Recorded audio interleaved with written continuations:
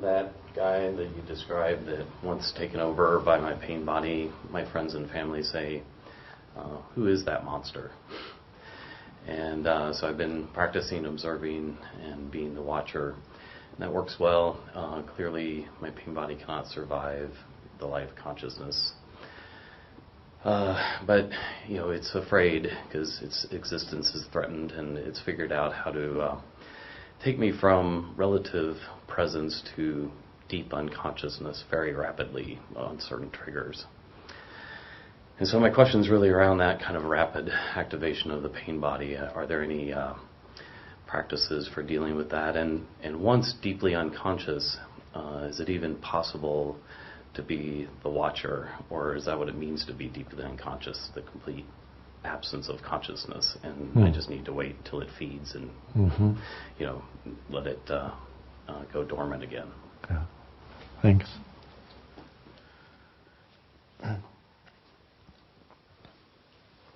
Now, the main form that your pain body takes, I assume, is anger. Yes. Okay. Because that's the one form the pain body can take that is the quickest, that comes so rapidly in some people that you can't catch it. But you also mentioned that there are certain situations that tend to trigger your pain body. So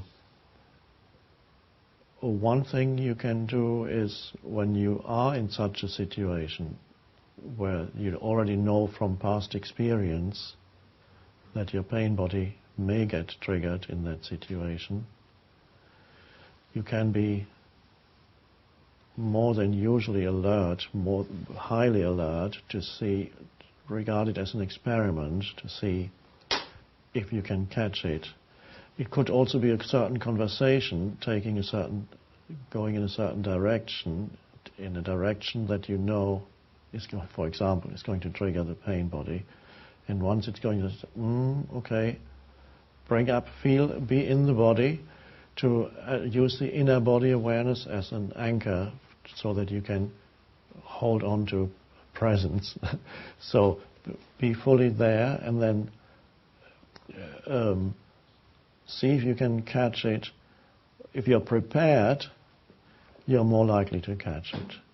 That's one thing you can do. So when you know those familiar situations, I don't know what it is in your case, it could be visiting certain people or having a talk, or certain topics that you're discussing with somebody or your partner that tend to bring it up, so that you can, whatever it is, you can probably even write down what the usual situations are, the most likely situations are. And sometimes, as I said, you can see events leading up to it before, because you know it from experience. With the conversation, for example, with your partner or whoever is going in a certain direction, and you say, this is where we're going. And so then you can be doubly present. You have to just be, not suppress it, I mustn't have a pain body attack, no, but to be there as a watcher. Just, the pain body doesn't like the intense light of consciousness on it.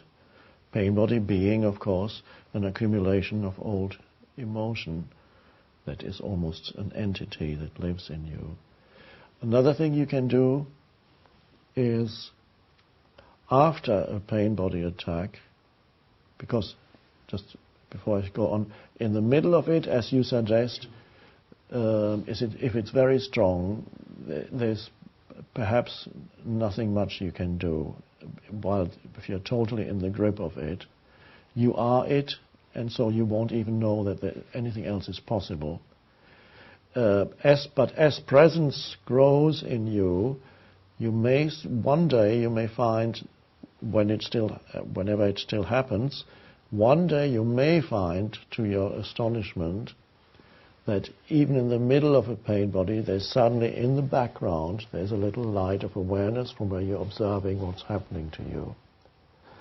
It doesn't necessarily mean immediately the pain body attack will come to an end, but there may be a witness in the background. That kind of witness. There it is. It may be at first very, very much in the background, and then gradually more. It's an amazing thing when one wakes up in the middle of a pain body attack. It can happen.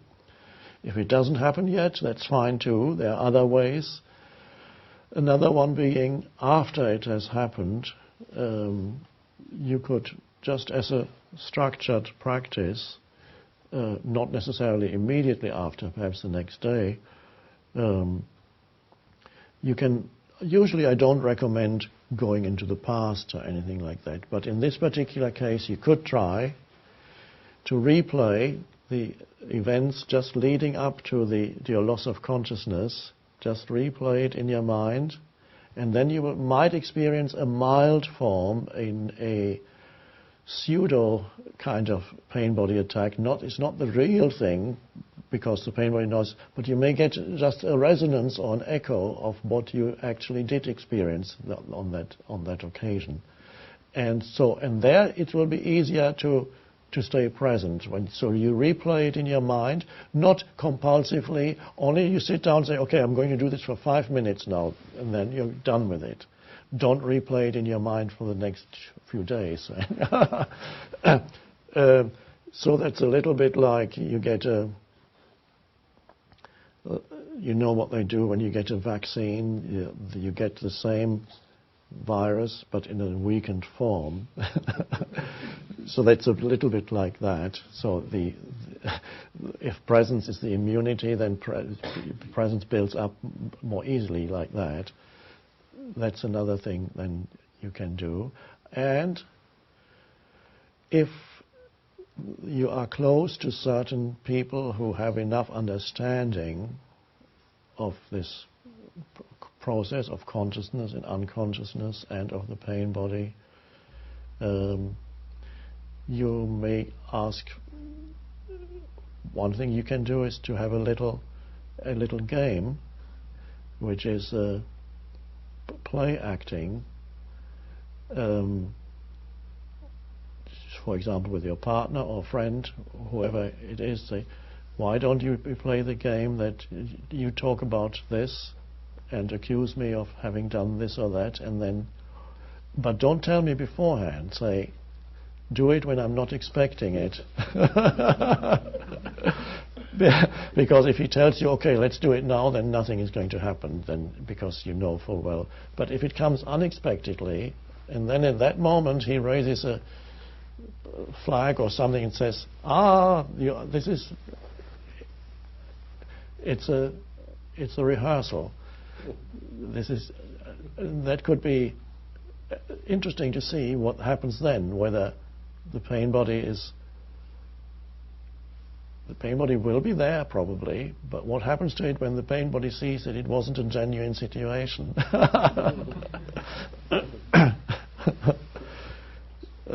It may deny that it wasn't a genuine situation, because pain bodies are very clever. It will shout, say, don't want anything to do with this. The pain body wants it to be real, but you'll have to see, experiment a little bit.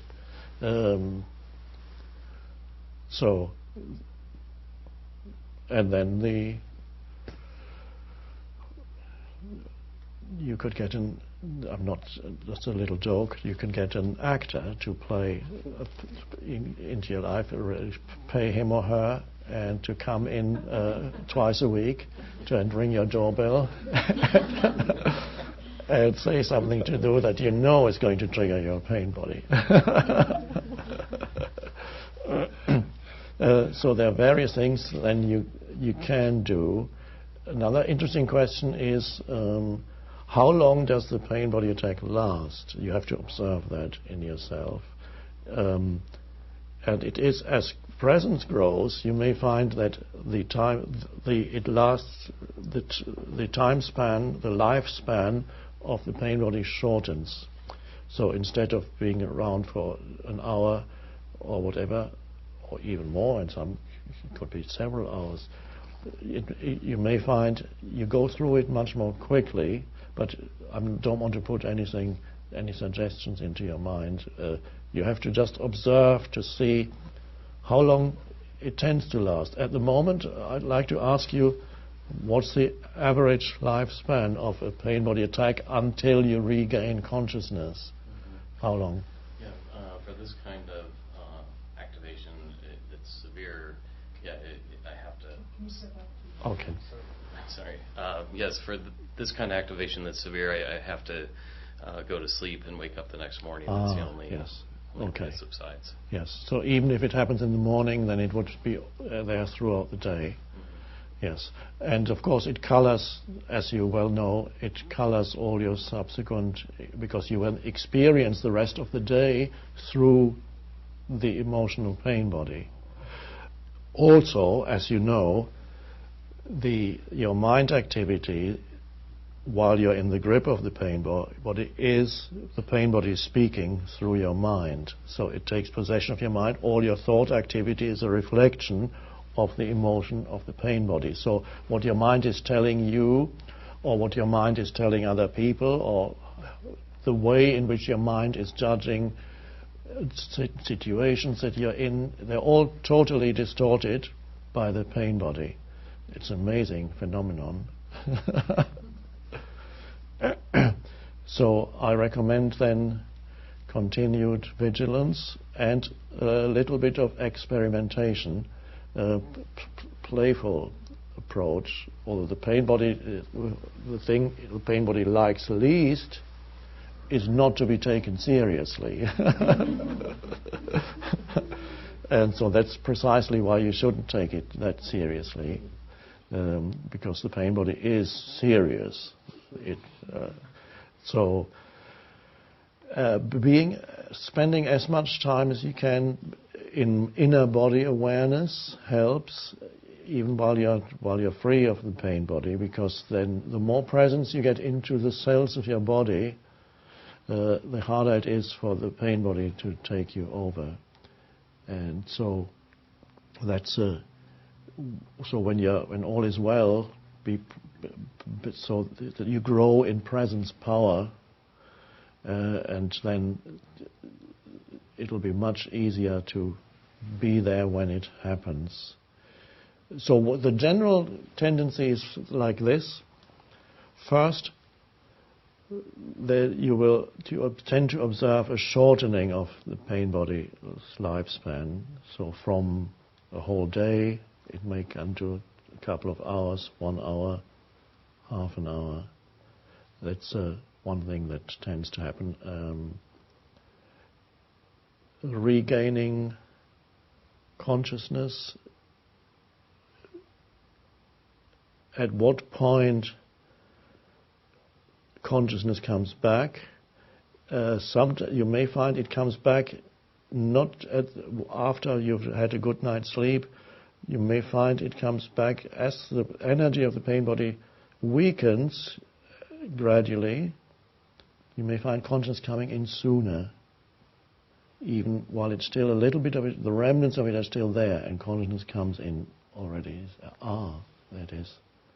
And then even sooner after a while, until you reach the point that I mentioned before, that when there's enough presence in you, in the middle of it, the witness may be there.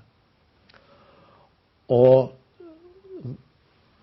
the witness is there even as it happens, and at the same time you know it's happening, and then the pain body can't survive for that long. It's a good motivation for presence. The pain body has its place, and don't beat yourself up afterwards, and just accept it's nothing personal, it's just the human pain body. And presence grows, so it becomes fuel for consciousness, really. I had a very heavy pain body.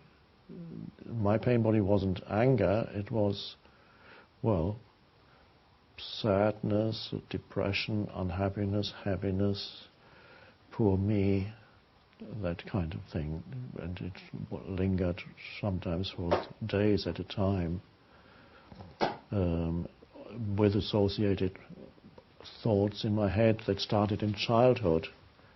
Whenever something happened that wasn't good, one of the habitual thoughts I had as a child up to the age of well, probably into my 20s, and I already had that thought when I was 8, bad things always happen to me. Always bad things happen to me.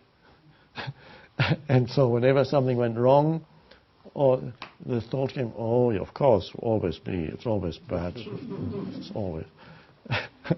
I didn't know I had that thought because I was that thought. I totally believed in it. Well, I wish you success, and next time we meet, you can give us a progress report.